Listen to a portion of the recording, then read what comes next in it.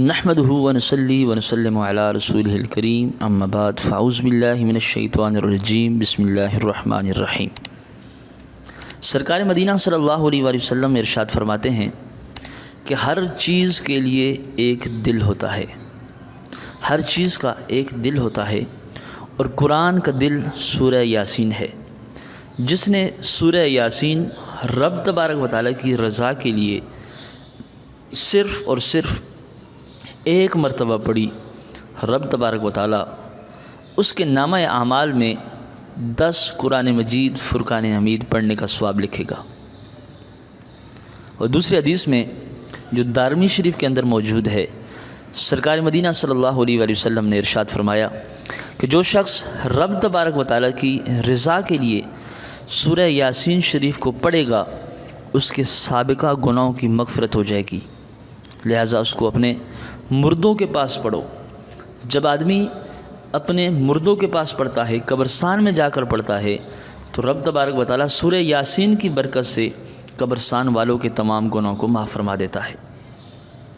حضرت علامہ یافی رحمۃ اللہ علیہ فرماتے ہیں کہ ملک یمن میں نے بعض صالحین سے سنا ہے کہ ایک میت کو جب دفن کر کے لوگ واپس آنے لگے تو قبر میں سے ایک گرجدار دھماکے کی آواز آئی، اور اس قبر میں سے ایک کالا کتا نکل کر بھاگا۔ ایک نیک آدمی جو اللہ کے ولی تھے وہاں پر موجود تھے، انہوں نے اس کتے سے کہا کہ تیرا ستیہ ناس ہو، تو کون بلا ہے، کون ہے تو جو اس قبر سے نکل کر بھاگ رہا ہے؟ وہ کتا بولا کہ میں اس میت کا برا عمل ہوں۔ انہوں نے پوچھا کہ یہ جو آواز آئی تھی، یہ چوٹ تجھ کو لگی تھی یا میت کو لگی تھی؟ تو کتے نے کہا کہ اے اللہ کے ولی، وہ چوٹ مجھے لگی تھی۔ تو اللہ کے ولی نے، اس نیک بندے نے پوچھا کہ کیا بات ہوئی کہ چوٹ تجھے لگی اور تو نکل کر بھاگ رہا ہے؟ کتا بولا میں اس میت کا برا عمل ہوں۔ انہوں نے پوچھا یہ جو آواز آئی تھی، یہ چوٹ تجھ کو لگی تھی یا میت کو لگی تھی؟ کتا کہنے لگا کہ مجھے ہی لگی تھی۔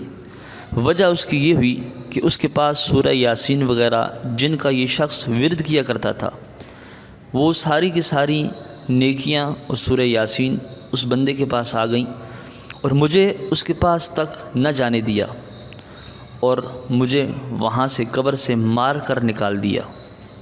امین ناظرین، اس حکایت سے پتہ چلا کہ جو شخص دنیا میں سورہ یاسین کی تلاوت کرتا ہے، جو شخص دنیا میں رہ کر رب تبارک و تعالیٰ کا ذکر کرتا ہے، یہ سورہ یاسین کی تلاوت کرنا یہ اس کو کل قبر میں کام آئے گا۔ دنیا کے اندر ذکر کرنا، نمازیں پڑھنا، روزے رکھنا، باقی صدقہ خیرات کرنا، یہ ساری کی ساری نیکیاں اس کو کل قبر میں بھی کام آئیں گی۔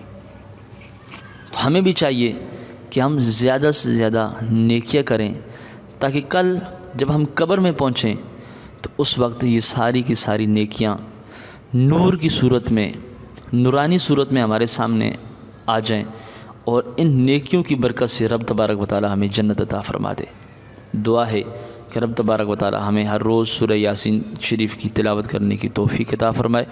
وما علینا الا البلاغ المبین۔